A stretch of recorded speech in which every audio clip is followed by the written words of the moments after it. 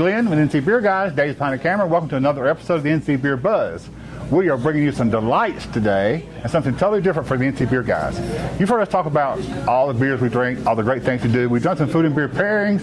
Today we're going to talk about pairings with cheese. And we have the folks from Cheeses of Europe here. We're going to talk about cheeses from France today and talk about some local great NC beer pairings with some cheeses, talk about some cheeses that we don't know about, and learn, educate our people about NC beer in general and cheese pairings. This is Charles Duke from Cheeses of Europe. He's going to tell us a little bit about Cheeses of Europe and their effort and their mission before we get started. Thanks a lot, Glenn. So we're happy to be here and sharing all these wonderful cheeses with your audience. Cheeses of Europe is a campaign that's been going on now in the U.S. for the past 3 years, and it's all about education. It's all about teaching the consumer about how to consume French cheese, since we're talking about French cheese today, how to use it, how to make it more accessible to the consumer. How much do we know about French cheese? I mean, in general population, we know cheese comes from Europe. Right, we know it comes from Europe. I think here in the States, the most popular cheeses to date are Brie and Camembert. Everybody knows those. They've been around since the 70s. Now we have a lot of new cheeses, and there's a lot of families. I think there's a lot of diversity coming in from France. There's some hard-pressed cheeses, soft-ripened cheeses, blue cheeses, etc. And we kind of brought a little bit of all that so we can discover them together. Now, when we talk about beer flavors and taste, we look at what it looks like, what it smells like, what it tastes like, and how it feels in the mouth. Yeah. Is that a fair panel to bring to cheeses, or do we use some different vocabulary with cheeses? No, it's pretty much the similar thing. I mean, these are both things that come from the land in a way, from terroir. And should take you back to the land, and it should mean something where they come from. Exactly, and that's something that we're all going to talk about today. Cheeses here, for instance, they will be hard, soft ripened. You'll see the texture will change. Obviously the aromas are different between the different cheeses, and the mouthfeel changes depending on the type of cheese. One thing about mouthfeel that's important to note is that, you know, we do eat the rind for most of these cheeses, which add flavor. Yeah, some of us don't always know that. We don't know if we should be peeling something off. No, in most cases you shouldn't. I mean, they're all safe, unless the rind is really hard and it's just not pleasant in mouth. Otherwise, it's good to go.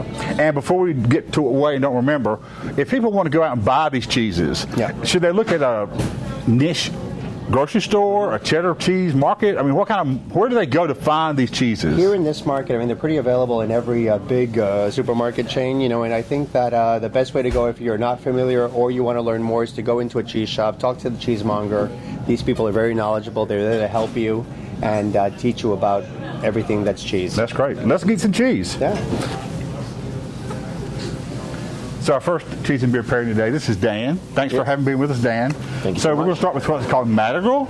Yes, this is President Madrigal. Madrigal. Yeah, exactly.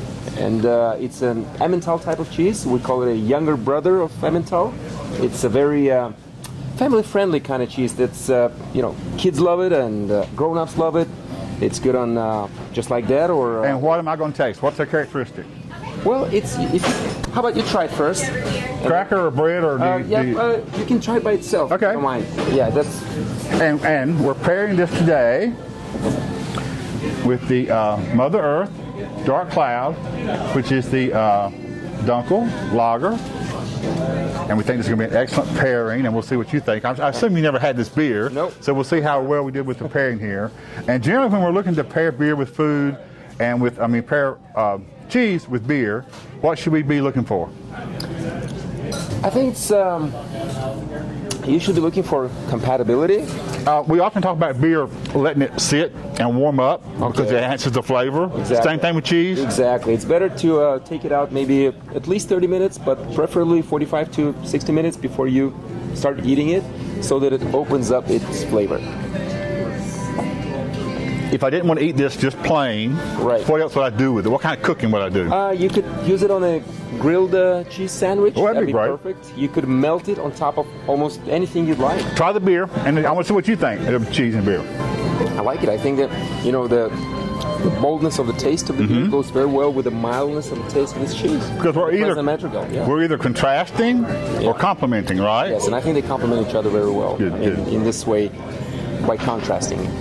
So we have something else on the table. What have we got real quick? Right, very quickly, this is Brie Chatelain. It's you can try it. It was made to represents the authentic French brie, and it's got the authentic French brie taste. It's In the store, right? Just to be in a container, right. But this is like in a big wheel, right, where you can have it cut in a. And then it softens up over time. Exactly. So this is if you put it out for an hour, that's what you're gonna get. Like after it's soft, all right, ready to eat. Thanks so much. We're gonna move on. So we're continuing our tour of the cheeses of France, and we moved on, and Charlotte is going to show us now 3 cheeses from France that are different than we just saw. So what are we seeing here? So this is Saint-André, a triple cream cheese from Normandy, which one is very creamy, very buttery, almost like butter. We call this the evenly cheese. And The what? The evenly cheese. Okay, evening cheese, right? It has got a nice salty aftertaste due to the ocean blows in the pasture. Okay. So it's very creamy, very versatile. You can pair it with very good. a lot of ingredients like jam, fruit, or even chocolate. And this is something we're more familiar with, the brie. And this is Camembert. Oh, the Camembert, okay. It's a soft ripened cheese from Normandy. So it is Ile-de-France Camembert. It has a nice story because it was the name of the first ship that brings the brie in the US 80 years ago. So it was in 1936. So this year it's the 80th birthday of the brand Ile-de-France. Oh, great. And we are pairing this today with some great Sweet Josie from the Lone Rider Brewery. And of course we love Lone Rider and Sweet Josie. And this is going to be an excellent compliment. So, cracker, bread, what do we think? Now, this is a little sweetness to this cracker. I recommend by itself like this. It's just like it is. Yeah. And we in the plate. And we eat raw and everything. So it's a camembert with earthy aftertaste, mushroom. It's very creamy. And this brings it up. See what you think of the beer.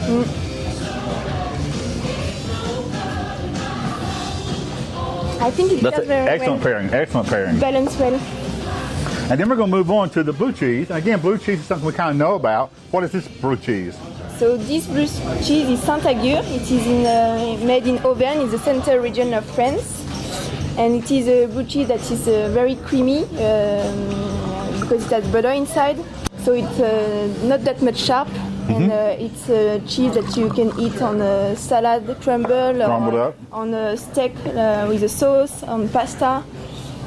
And as we know with blue cheese, because it is something that's very familiar to us, it's going to have a bite, it's going to be strong, and we picked a hoppy beer.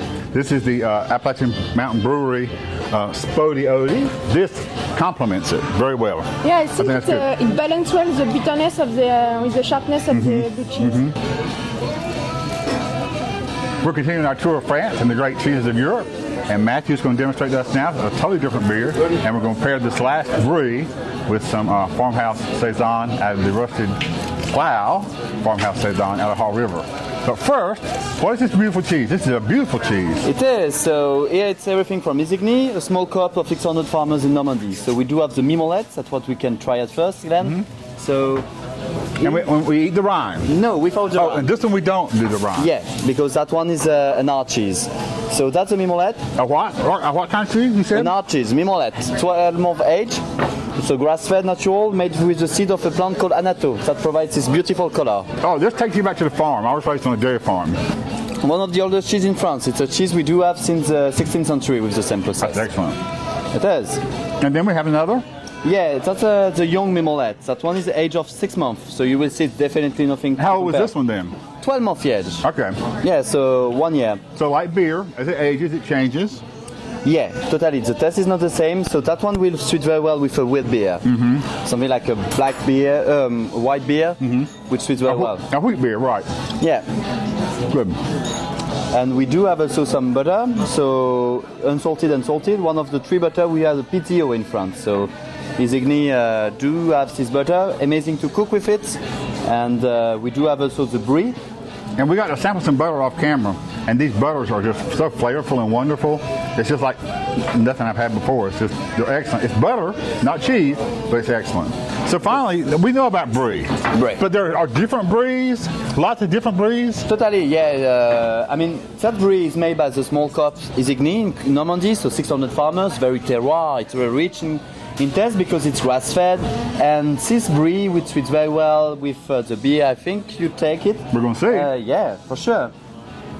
And this brewery you will see very mild, so it's very nice to have it. Now, some breweries are softer and more runny. Is that right? Totally right. Glenn. So from place to place, you'll find a different consistency? Yeah, depend on the process. I mean, the process of brewery is always the same, just the company, that it's not the same milk, not the same quality, not the same stuff. It goes very well together. Very much so. And in this case, it's not the sameness, it's the difference that is highlighted, because the brewery is so mild, kind of pleasing to the palate, and the brewery just picks you up great. Yeah, totally, yeah. And that one is the raw temperature, so the best way to have the brewery. So it's very well with this kind of beer, I guess. That's excellent. It is. So we want to thank the people from, excuse me again, Cheeses of Europe for this great tour today. Go out, find some cheese, and don't buy just the American cheese, or if it's wrapped in a slice with a plastic around it, that's not really cheese. Get some real cheese. Make a little investment in your life. Bring some quality in your life with good North Carolina beer and some cheeses of France from Cheeses of Europe. Till next time, this is David Glenn reminding you to drink local and keep your beer dollars in North Carolina.